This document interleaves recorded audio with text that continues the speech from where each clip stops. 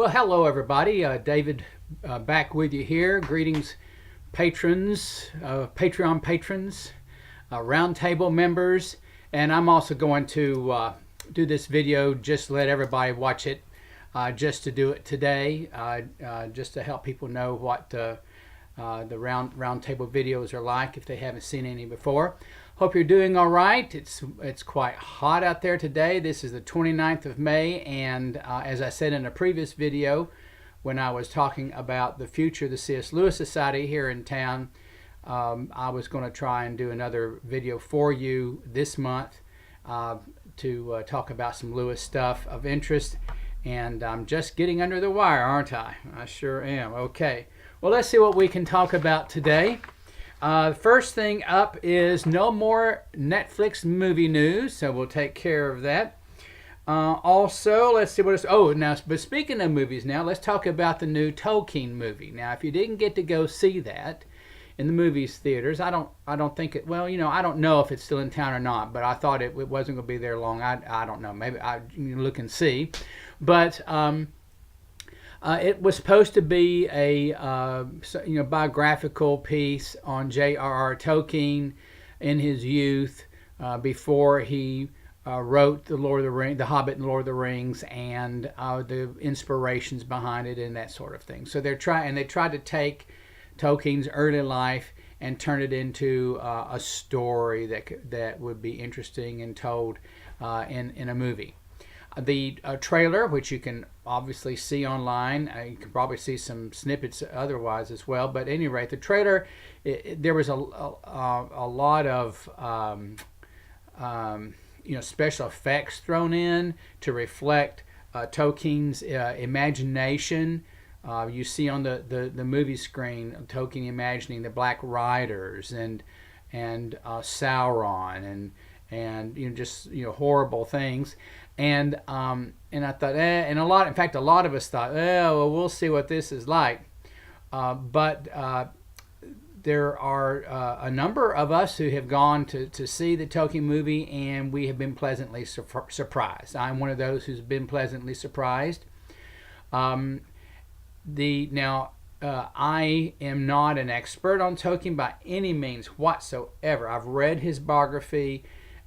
So I have a general idea of his earlier life, and I'm sure there are people who would look at the movie and go, oh, but they missed this, or they didn't do that right, and all this other sorts of things. But when it comes to the basic elements, his relationship with Edith, who would eventually become his wife, his education, the initial group of friends that he developed when he was in college, his experience in World War II, those sorts of things were in the movie. World War I, the Great War.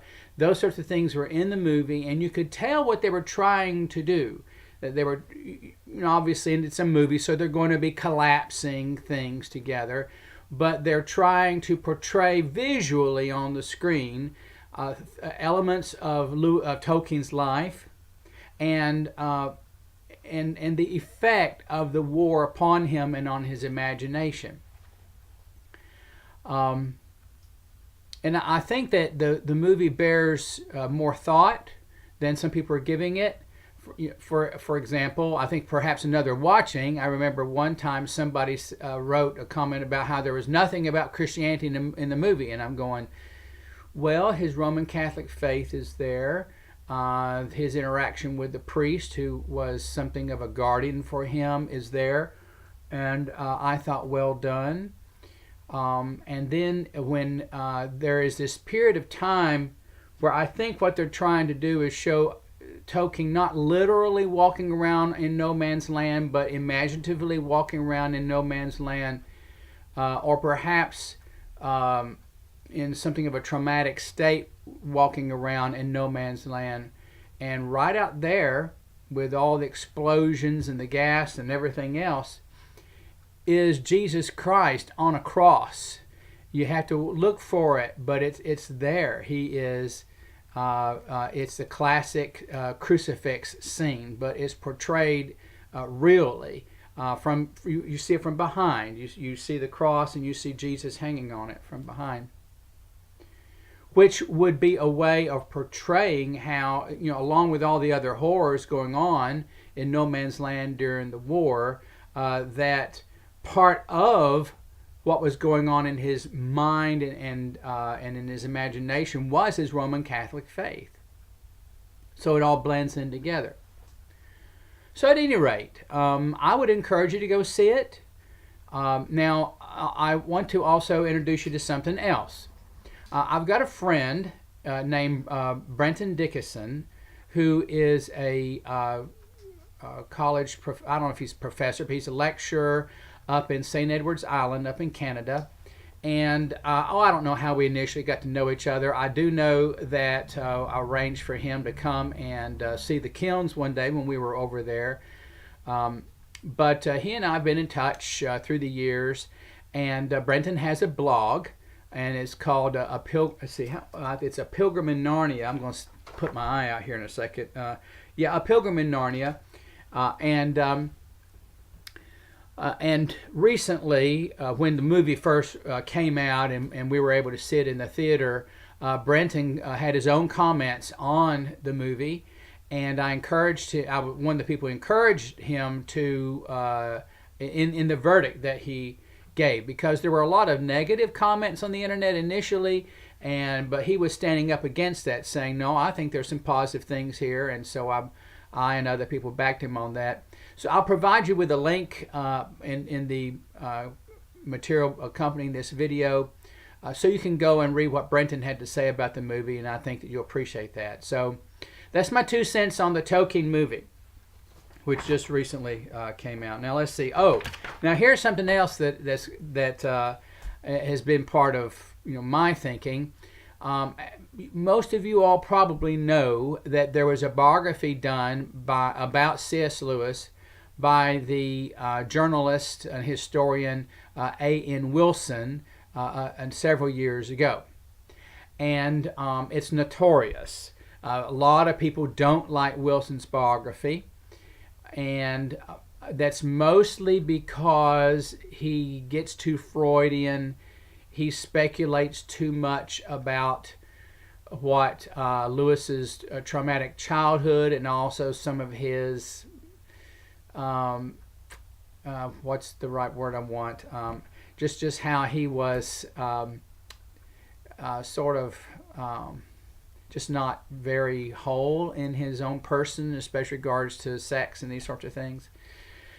Some people don't like that, and also it was in his book that he makes a big deal, and he did in his recent video as well. Not a big deal of it. Well, kind of. He still makes a big deal of the idea that Lewis wrote Narnia stories because he decided to quit writing apologetics due to the interaction at the Socratic Club with Elizabeth Anscombe, which is a misunderstanding.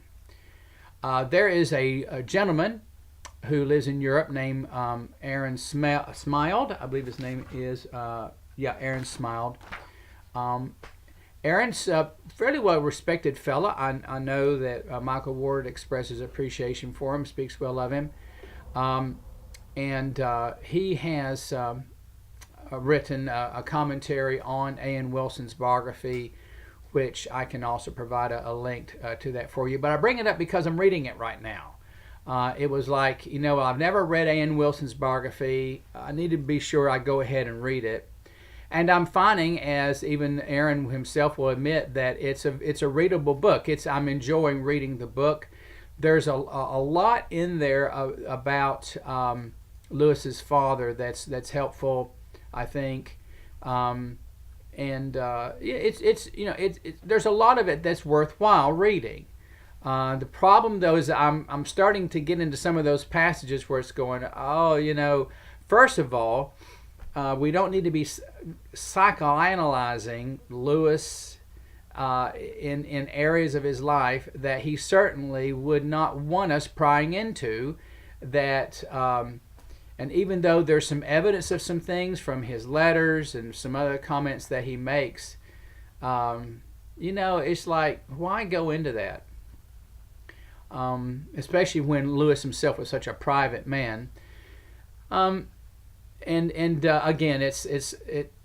it's pretty much speculation, though there are some things that make you wonder about Lewis in some ways.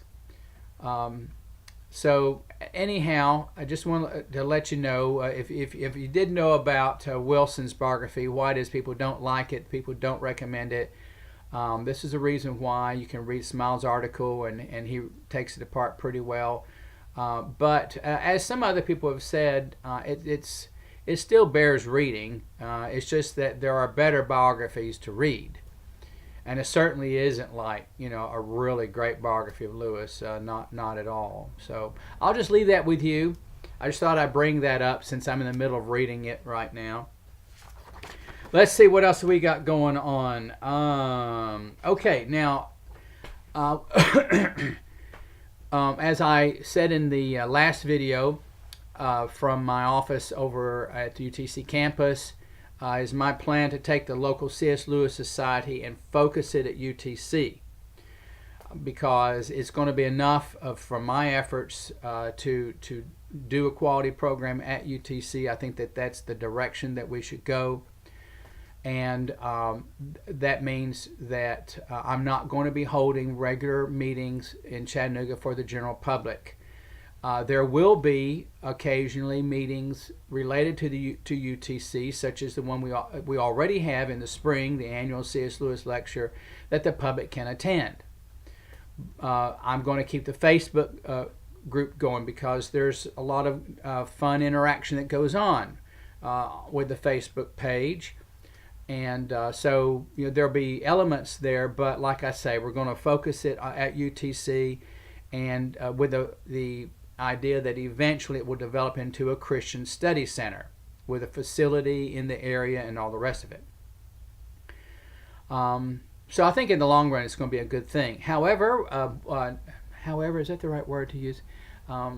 Because of this, we need prayer. I and other people that are involved in trying to get this thing going UTC this fall, we need to be praying. And so I would like to invite you to be a part of a group of people who are praying for C.S. Lewis Society of Chattanooga at UTC. And if you would like to be part of this group committed to praying for this ministry, then let me know. And what I'll do is I will definitely have an email list, unless there's a better way of communicating. But I'll have a way of communicating with the prayer group, the committed prayer group, so that we can pray together, whether we are able to get together at a location in town to pray, say once a month or something. If we're not, we can still at least know what's being prayed about and add our prayers to it. So if you would like to be part of this prayer group, praying for this ministry of C.S. Lewis Society at UTC, then do let me know. Okay, now let's see here. All right, let's talk about something else. I'm going to bring Brenton back into the conversation, if you don't mind, if Brenton doesn't mind. But another thing that has recently been on his blog has been a guest post by a lady named Kat. I'm forgetting her last name right now, but it had to do with the problem of Susan. Now, as you know, Susan was not in the train wreck that led to the Pevensies coming to passing from Shadow England to True England, and thus from True England into the True. Well, wait a minute. It's been a long time since I read that. Were they? Had they come back in? I don't remember. That's all right. Anyway, that there's this reunion of all the past Narnia characters in the True Narnia, when the Shadow Narnia meets its end and the door is closed on it. And the question is asked: why isn't Susan here? What has happened to Susan? And the comment is made that Susan has just gotten silly, and she has even begun to deny that Narnia ever happened, in a way similar to a way Edmund, not well, just, I'm going to bring this in later on, but didn't Edmund go to Narnia, know it was true, and yet began to deny it for his own reasons? Well, here's Susan. She knew Narnia was true, but she's been able to talk herself out of it. And it's because she's more interested in what we would call, worldly teenager type things.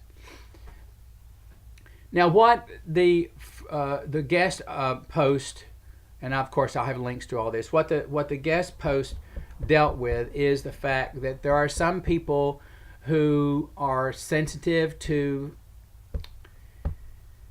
well, I'm going to call it the wrong kind of feminist concerns, who so easily take offense to the least little thing that looks like some sort of gender persecution from guys or something, because Lewis mentions lipstick and nylons and stuff like this. The kind of objections that very unfortunate people will make who have been raised with a chip on their shoulder about particular issues that have been picked out for them to have a grudge about by those who have a power agenda in society, and they want them on their side. That's the way I'm looking at it. That's a cultural comment there. And what was good about this guest post was she was saying, come on a little bit. There are other concerns here as to why Susan is there are legitimate concerns about Susan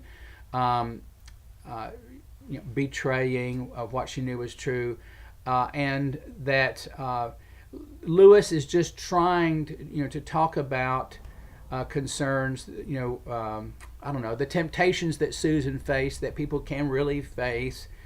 In other words, she was trying to moderate the discussion a little bit. Now, Brenton, and there was a lot of comments about it, and Brenton comments on it about himself, some of his own concerns about the thing about Susan in another post. And I'm just going to go ahead, and I'm not going to get into everything, but I'm just going to jump into the fact that Brenton said that one of his biggest concerns, what jars him about the whole Susan affair, is that it had been declared that she would that once a king or queen in Narnia, always a king or queen in Narnia. And so he's thinking, well, why isn't she a queen in Narnia anymore? This doesn't seem to work out. And what I've done is I have written up, and I've sent this to Brenton, something of a response to this, because I want to acknowledge that Brenton's concern is a legitimate concern. It is something that jars and makes you wonder what's going on, but then also want to provide something of a solution to it. So we're looking into the problem of Susan and why Lewis has excluded her from the experience of her siblings and all the other humans that have been part of the history of Narnia as they enter into the true Narnia, the further up, further in experience, and so forth. Before I get into it, there's another thing that, and I've just realized that I've left something out. Well, I'll just have to get to it later. There's also another element here, and that is comments that Lewis has made about Susan elsewhere. Now, you'll remember that in the last battle, there's this conversation about her, and the lipstick and nylons and stuff is mentioned, and her, not wanting to talk about Narnia anymore with her brothers and her sister.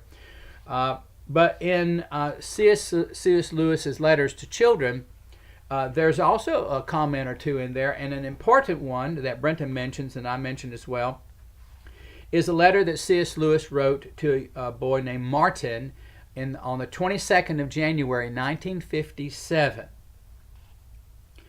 And it says this: Dear Martin, the books don't tell us what happened to Susan. She is left alive in this world at the end. And by the way, and when we're thinking about, oh, it's bad that Susan was not there when everybody else enters into the true Narnia. Okay, are we going to say that it was bad that she wasn't in a train wreck? I mean, you think about that a second. Oh, too bad Susan didn't get killed in a train wreck. Actually, from one perspective, it's a mercy that Susan was not there in the train wreck.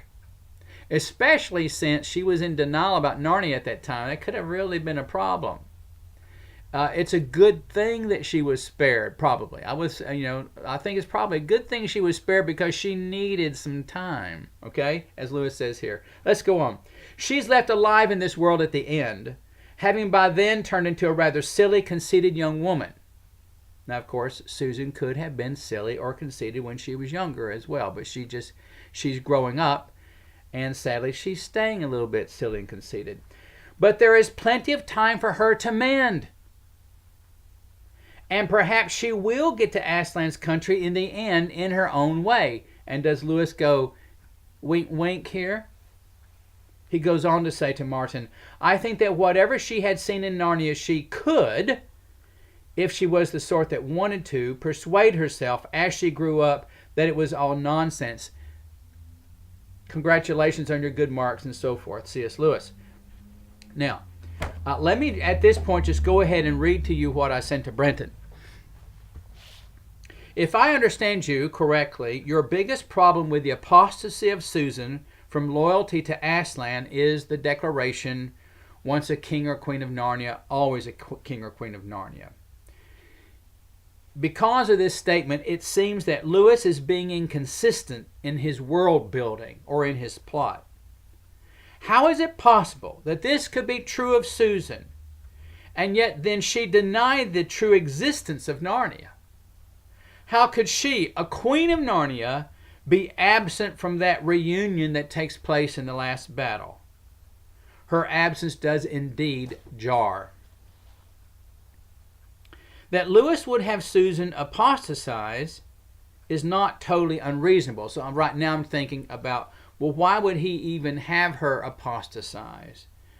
I say, well, it's not unreasonable that he did do this. There are the autobiographical elements. Now, this comes out in some of the blog posts or some of the comments. I forget right now. Kat, the author, the guest author, Kat Coffin, I think her name was the guest author, recognizes that there's something similar to Susan's temptations to deny her religion, so to speak, and Lewis's own temptations earlier in his life. Okay? Because Lewis does do some denying as he grows up. There is Lewis's own attempted denial of the imaginative, that is, all the imaginative world that he loved so much as he was growing up. As he got a little bit older and he was in school, obviously I'm not reading it right now, but as Lewis got older and got in school, he wanted to just shove away, compartmentalize away, and Lewis was a great compartmentalizer, to compartmentalize away all that stuff, the imaginative part of his life that he used to love so much, to be a smarter, more rational kind of person. And so he did do that. Things that he loved, things he appreciated when he was younger, he just shuts it out. But then, of course, as he tells us in Surprised by Joy, he picks up the Greek tragedy Hippolytus again, and the whole thing collapses and it all comes back again, and so forth. But at any rate, there is a similar autobiographical element here to what happened to Susan, to what happened to him as he was growing up. Continuing, there is also the theological and pastoral element. We know that Lewis favors consideration of our inherent freedom to turn from truth, and it would be perfectly in character for Lewis to have introduced this apostasy of Susan's to underline this freedom that people have, and perhaps for the very purpose of jarring or disturbing his reader into a self-examination regarding their own denials. We're thinking, why is Susan denying this? Well, do you deny things, or have you ever? You see that? Yet what about the jarring effect of this? Let's consider another jarring narrative. Now we've got Susan apostatizing, and that element in the story of the Narnia Chronicles jars us. Wait a minute, she's a queen of Narnia. How can this happen? What we're going to do now is we're going to take another story, another narrative that has apostasy in it and that jars. And it is the story of Israel. In Paul's epistle to the Romans, chapters 9 through 11, we read of how the Apostle Paul was jarred when he looked over the story of his own people, his own flesh and blood, Israel. Here it is. Here's this people, the very people whom God prepared for centuries upon centuries to bring to mankind their Messiah and thus the Savior of the whole world. And yet when he comes, they reject him as officially as a people. Now we know that there were then and always have been disciples among the Jews of Jesus, of course, but we know that officially as a nation they rejected him. And it is interesting to read, the stories in the Gospels. It's like when Herod, when the wise men come, and Herod asks these. It was Herod asks about, was there something in the Bible about the where the Messiah is supposed to be born? And go, oh yeah, there was, in Bethlehem, Judea. But they knew the story, but they still rejected him. Now, doesn't that jar? How is it that the chosen people, the people called of God, the people known as Israel, the prince of God, how is it possible that they should begin to reject the main thing about their whole story? And then what's going to happen to them? We wonder if Susan, is she ever going to come to the true Narnia to be saved, to go to heaven, and so forth? Aslan's country. What's going to happen to Israel? Are they going to be lost forever? And the Apostle Paul's answer to what's going to happen to Israel, are they utterly rejected by God because they have been unfaithful, because they have apostatized from their calling? Paul says, no. And why does he say no? Romans 11:29, Paul says, because the gifts and calling of God are without repentance. In other words, when God calls someone, gives them the gifts of covenantal membership with them, he does not change his mind about that. When God determines that a people are going to be his people, even though at times they may reject him, yet when the story finally reaches its conclusion, they will fulfill their calling. Because after all, the whole story is his story. And it's going to end the way he wants it to end. He's the author. He's the potter, we are the clay. Paul talks about this. God doesn't change his mind about such things, about his callings. And thus, as Paul says in verse 26 of chapter 11, all Israel shall be saved. Now I'm going to take a little bit of sidetrack here. Wow, 29 minutes already. Sorry, this is turning in a little bit longer than I thought it would, but let me throw this in here just for you all. There is debate about what Paul means when he says all Israel shall be saved. The reason is this, that there are people who look at the story, the plan of salvation, and they see that it seems to them that God covenantally is finished with Israel with the founding of the new covenant, and because we are now forming the bride of Christ, to think of Israel as ethnic Jews, the physical sons of and daughters of Abraham, as still being an entity of its own that receives a particular treatment in God's plan of salvation doesn't seem to make sense, because everyone, Jew, Gentile, whoever you are, doesn't, Jew and Gentile doesn't matter anymore.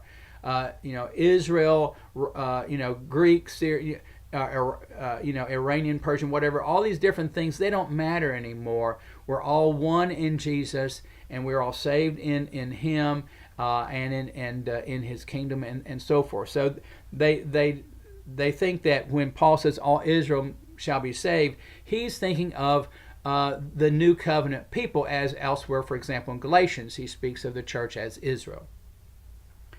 However, the problem is that this whole passage, chapters 9 through 11, is about the relatives of the Apostle Paul, his flesh and blood, ethnic Israel. It's about them. It's about the covenants made to them. And the whole point of the argument that Paul is making, I mean, he even excuse me, he even how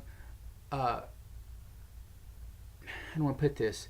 Argues with the Gentiles about their need to still continue to be appreciative, to recognize that God has a mission for them to reach the Jewish people, because they haven't been cast away. Indeed, to be a believer in Jesus is to be grafted into the vine of Israel, the Old Testament vine of Israel. It's just that the whole thing is about ethnic Israel. And so when Paul says all Israel shall be saved in this context, I think that if you are trying to say, well, he couldn't really be referring to ethnic Israel, is to do violence to the passage, is to just misunderstand the context. Now, what it will look at like, you may think, well, I mean, okay, so what is that supposed to mean? What is that supposed to look like when it happens? What else could it be but that there will be a time when as nationally the Jews rejected the Messiah, nationally the Jews will accept the Messiah. Well, you may think, what good is that? Think about all the Jewish people that have died without the Messiah for 2,000 years now. No.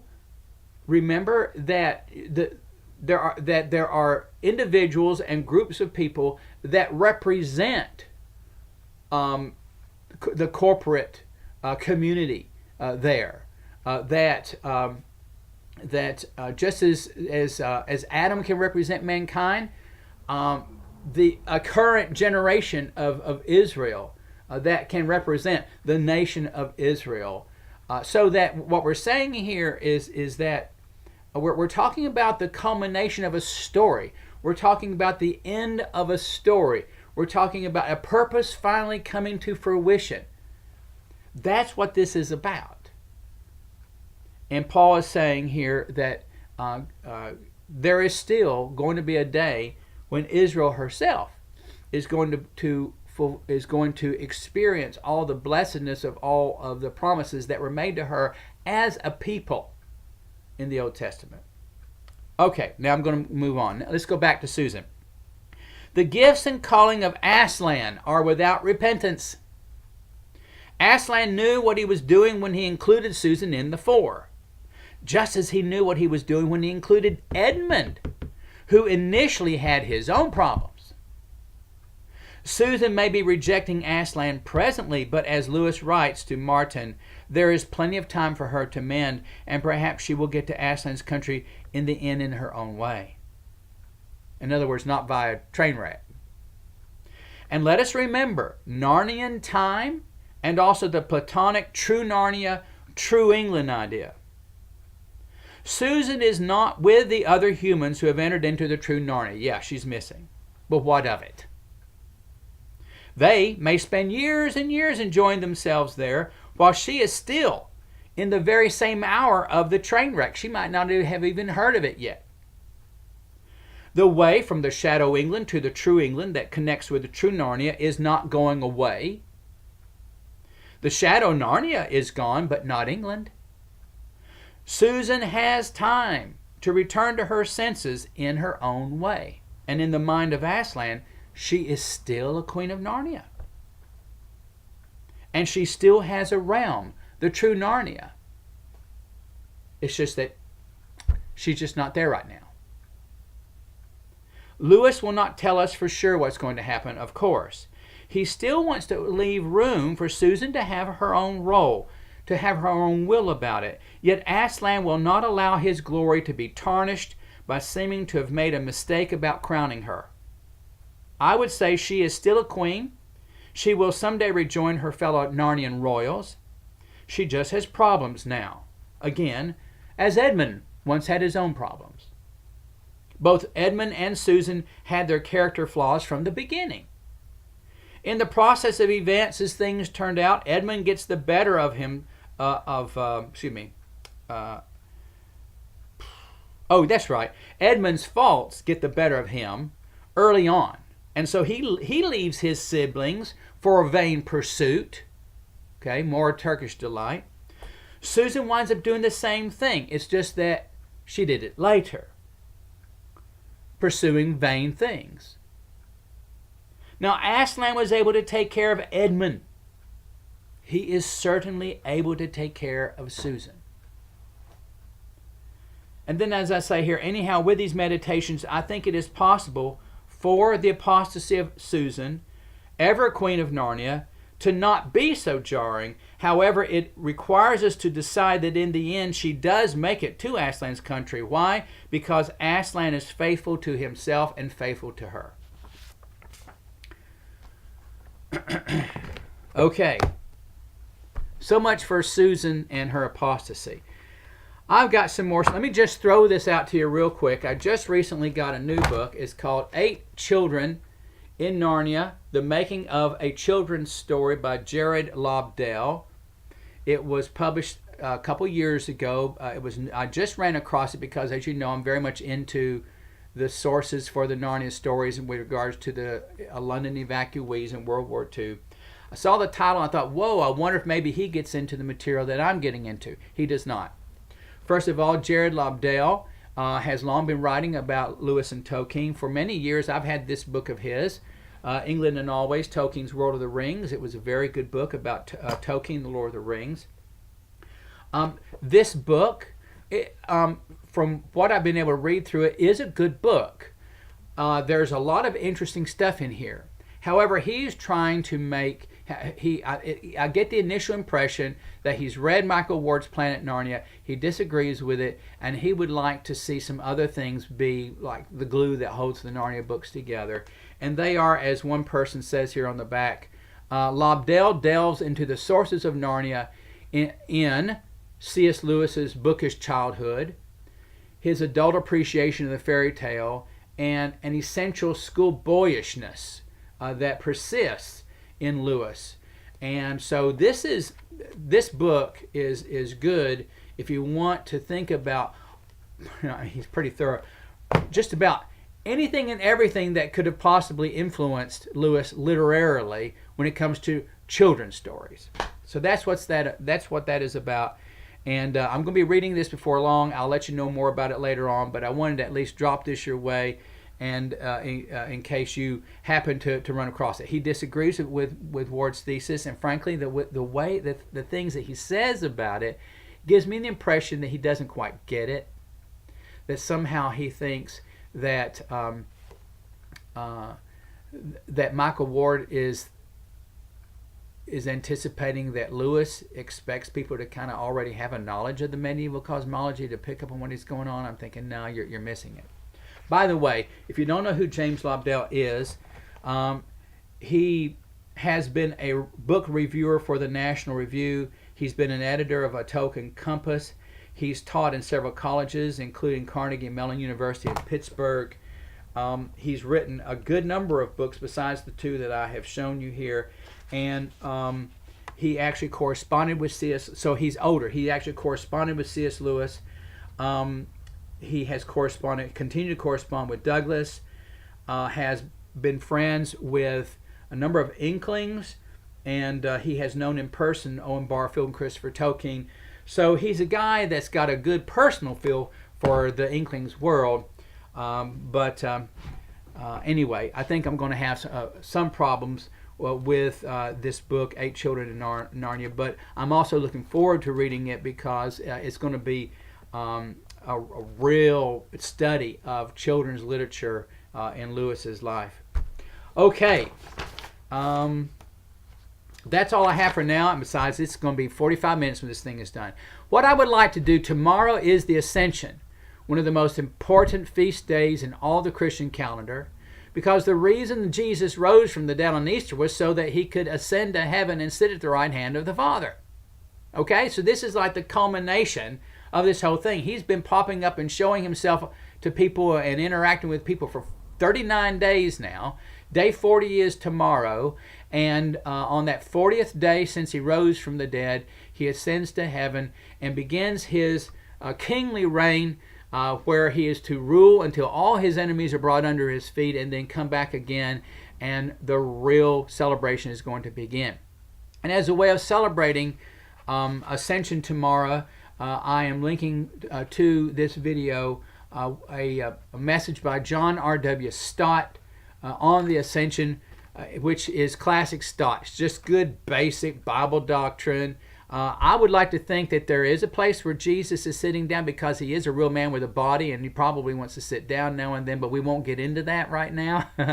But I'm sure that you'll enjoy this. And so this is something that I wanted to do to share with you and to celebrate with you the Ascension, which is will happen tomorrow.